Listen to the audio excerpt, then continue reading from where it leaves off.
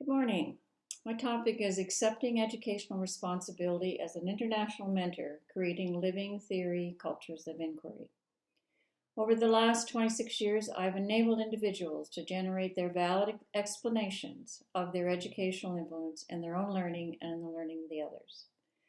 In my latest work, as I mentor practitioner researchers around the globe to create their own living educational theories in cultures of inquiry, I'm expressing my passion to make the world a better place, for a better way of being. To do this, I need to influence others to create a culture of inquiry, a safe and democratic space where practitioner researchers are encouraged and supported, loved into learning, and feel free to share their vulnerabilities and create their own living educational theories. The living educational theory methodology is scientifically significant as a research process where practitioner researchers use their energy flowing values and explanatory principles to explain their educational influence on themselves, on others, and on social formations where they live and work. Each practitioner researcher that I included in this paper has experienced a sustained culture of inquiry for creating living theories with me. With their own values, they've taken on that epistemology into their sites of practice to enhance their influence. The values that we share that inspire our writing include loved into learning, vulnerability, democracy, and care. Reflecting on the contributions of the mentees, each individual is committed to improving their world, albeit they come from vastly different parts of the world, different perspectives, different experiences, different contexts. If our culture of inquiry could more broadly influence our world, it would bring about a focus away from economic rationality and a focus on life-affirming energy, energy-flowing values, and human flourishing.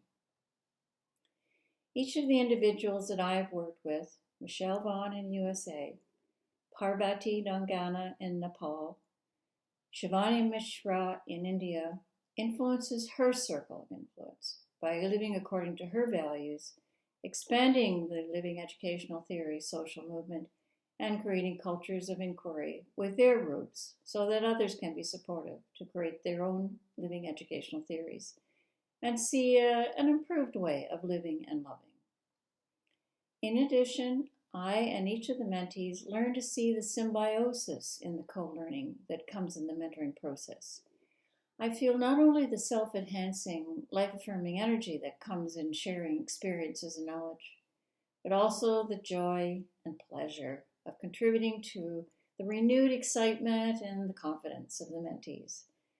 I have a sincere desire to improve my mentoring and consistently ask my mentees for feedback on how to improve. One mentee, Shivani Mishra, department head of social work at Sardar Patel University, India, shared the risk she took as she committed to working democratically with early childhood students, taking training and teaching the young children life skill education alongside the student teachers in their field of practice in a rural school in Gujarat, India. She recognized her living contradiction as she articulated her value of democracy and commitment to student learning, and recognized that she was negating both. Once she improved her practice, her research showed that after she included the voices of the students and taught them more responsibly, their learning improved, thus creating her own living educational theory. In the spirit of methodological inventiveness that derives from the use of dialogue and digital visual data as research method, I draw from a variety of methodologies, including narrative inquiry, self-study, action research, and as a self-study with the question, how can I improve my practice, as an intention to improve the social order and contribute to human flourishing, this paper contributes to AERA's theme of accepting educational responsibility.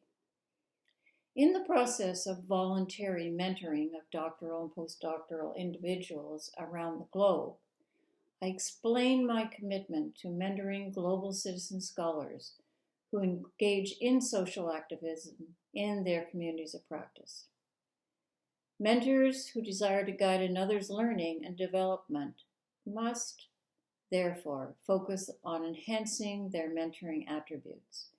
Becoming an effective mentor requires a conscious and purposeful effort in developing the requisite competencies.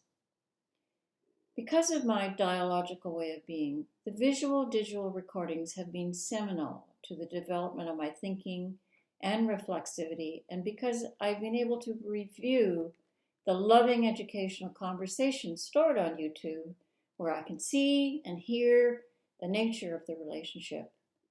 I see whether I'm living my espoused values, or what might be involved in improving myself or the relationship.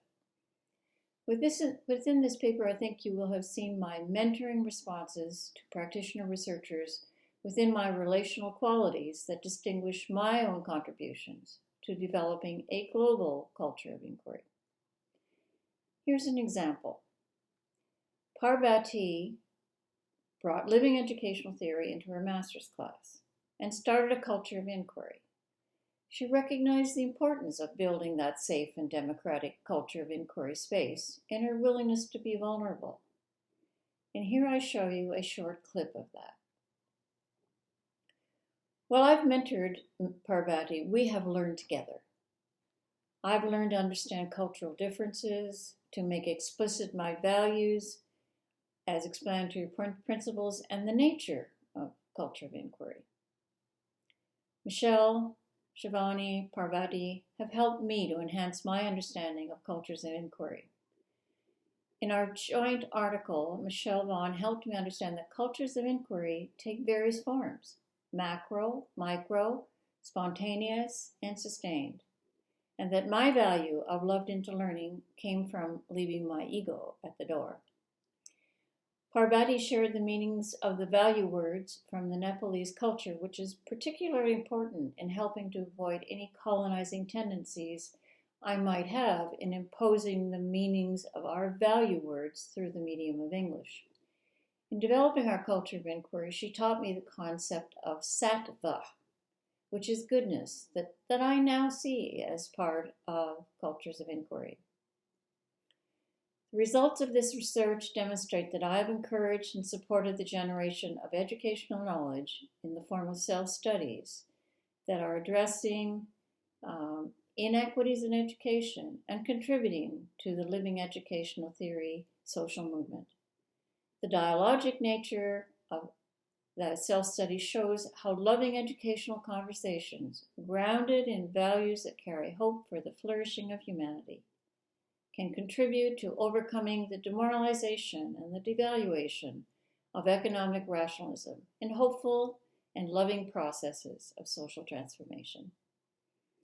The epistemology of cultures of inquiry includes dialogue and digital visual data as research methods. I hope that I bring into this text the energy-flowing values that the mentees and I individually and collectively believe carry hope for human flourishing from across our languages and across our different contexts. It is our hope that our culture of inquiry, with values of loved into learning, vulnerability, democracy, and care, can and will more broadly influence our world to bring about a focus on life-affirming energy, energy-flowing values, and human flourishing. As an activist scholar, I'm inviting you to join me in my inquiry and to share your inquiries with me at jddelong@gmail.com. Thank you.